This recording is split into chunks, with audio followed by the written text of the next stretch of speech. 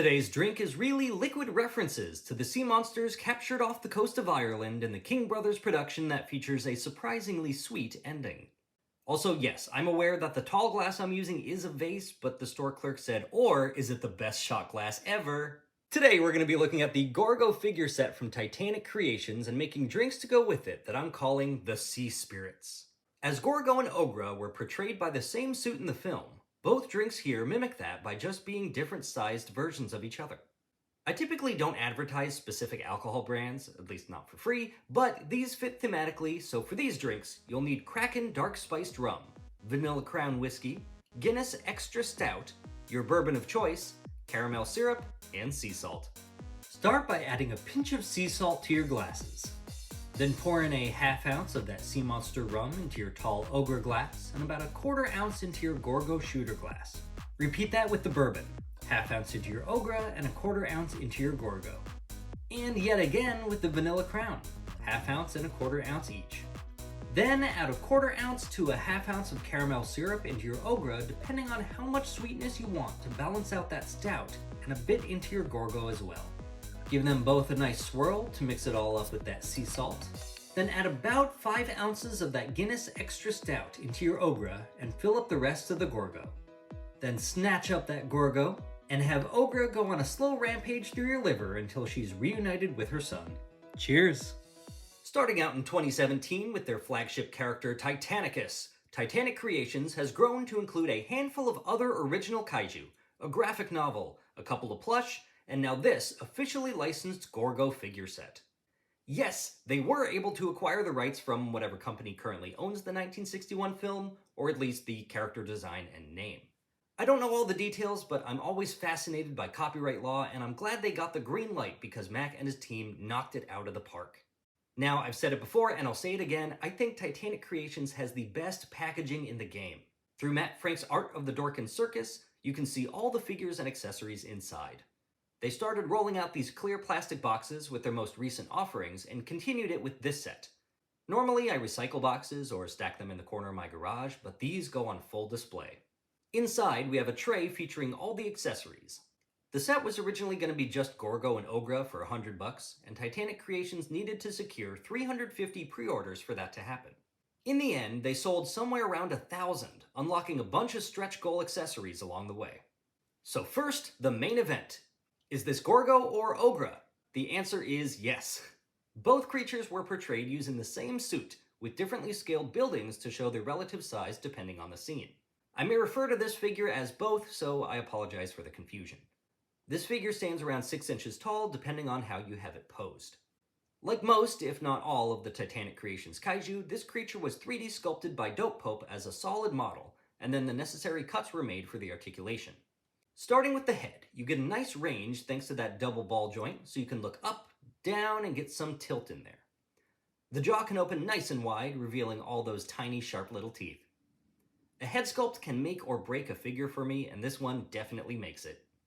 The neck doesn't have all that much movement to it, mostly left and right, which can already be achieved by the head rotation, so the articulation there isn't all that necessary, but a few more millimeters of movement definitely doesn't hurt.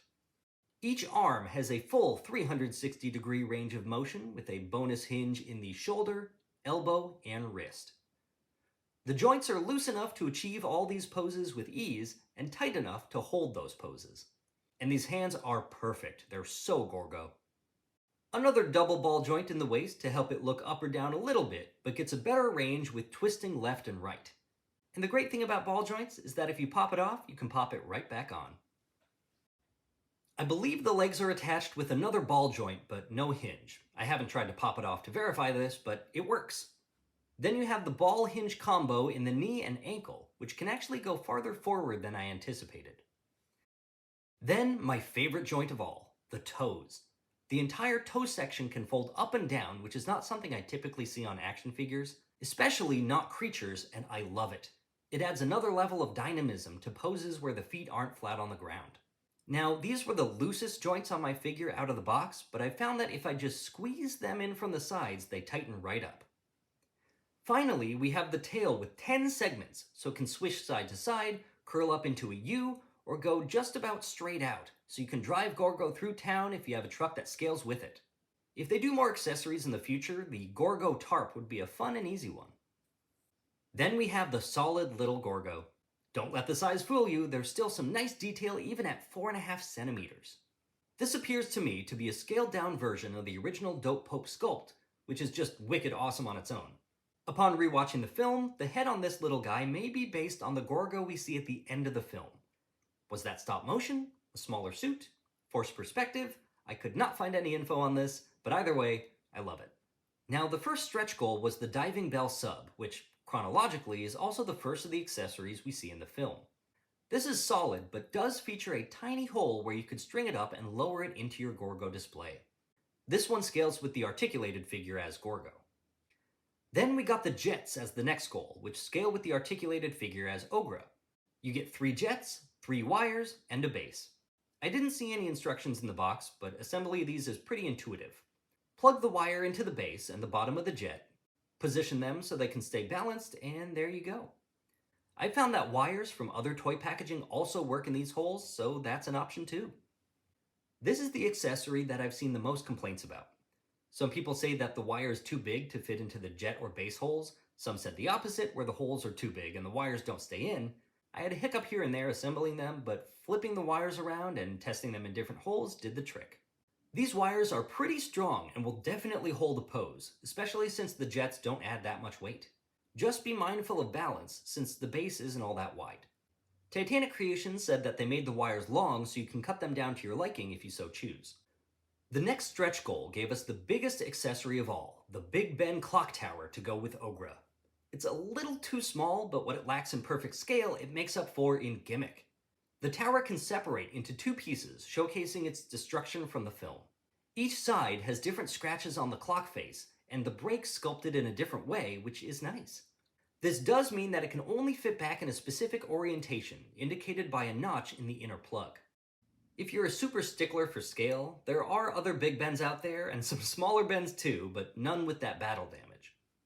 What got me curious is that the clocks themselves show the time as around 10:38, which is not the time it was destroyed in the film.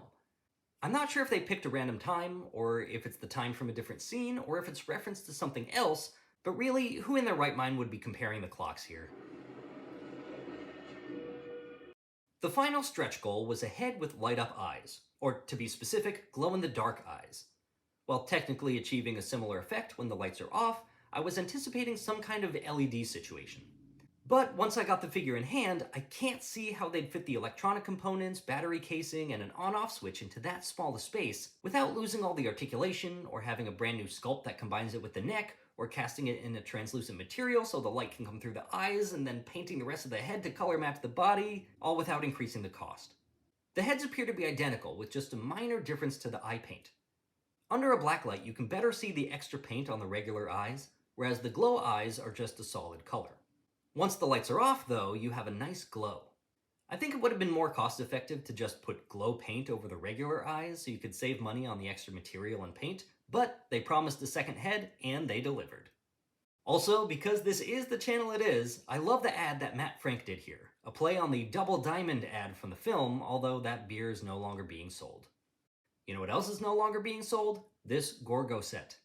Pre-orders opened up March of 2023, with more order slots added until its release in late September of the same year, a month ahead of schedule, so if you didn't get it in those 6 months, you'll have to rely on the aftermarket.